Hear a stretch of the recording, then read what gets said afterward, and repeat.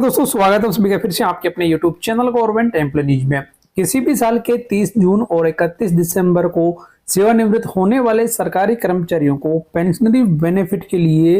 एक extra increment पाने के लिए करना पड़ेगा और इंतजार। जी हाँ दोस्तों, एकदम सही सुना है आपने, क्योंकि 21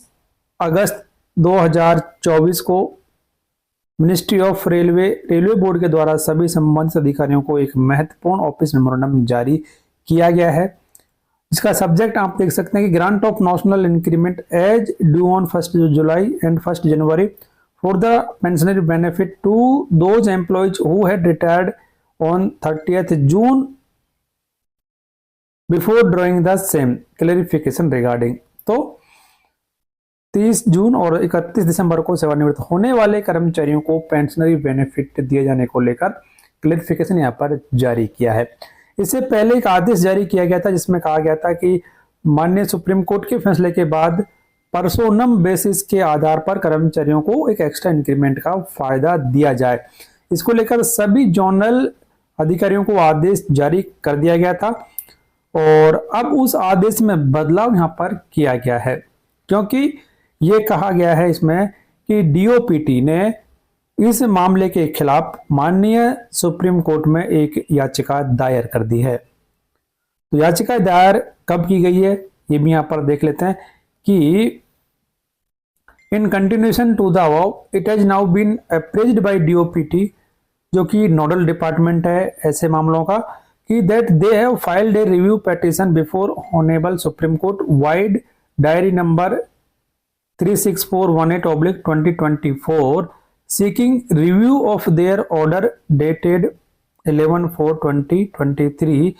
pronounced in civil appeal number 2471 of 2023 arising out of SLP number 6185 of 2020। तो यहाँ पर डीओपीटी ने माननीय सुप्रीम कोर्ट में एक रिव्यू याचिका दायर कर दी है और ये अनुरोध किया है कि माननीय सुप्रीम कोर्ट के द्वारा जो फैसला दिया गया था उस फैसले को एक बार फिर से रिव्यू किया जाए और इसमें एक अंतिम फैसला दिया जाए। तो इसी की वजह से ये यहाँ पर कहा गया है कि the matter to finalise the issue of grant of benefit of national increment are still underway for final adjudication by honourable apex court. यानी कि जो मामला है वो अभी माननीय सुप्रीम कोर्ट में लंबित है और अंतिम फैसला आना बाकी है। तो यहाँ पर ऊपर जो भी माननीय सुप्रीम कोर्ट का फैसला आना है और डीओपीटी के द्वारा जो रिव्यू याचिका दायर की गई है उन सभी को ध्यान में रखते हुए यह फैसला रेलवे बोर्ड के द्वारा लिया गया है कि ऐसे मामलों में फिलहाल नेशनल इंक्रीमेंट नहीं दिया जाए और ऐसे जो भी केस अभी तक आए हैं उनको पेंडिंग रखा जाए। तो यहाँ पर यह भी कहा गया कि जिन कैंडिडेट्स ने या फिर जिन एम्प्लॉयज ने नेशनल इंक्रीमेंट देने के लिए एप्लीकेशन दायर किया है उनको पेंडिंग रखा जाए और ऑनरेबल कोर्ट्स और ट्रिब्यूनल्स में एक रिव्यू याचिका दायर की जाए और इन सभी मामलों पर एक इंटरिम स्टे ले लिया जाए। तो अब यहाँ पर ऐसे कर्मचारी जो कि नेशनल इंक्रीमेंट पाने का इंतजार कर रहे थे उनका इंतजार और बढ़ गया है,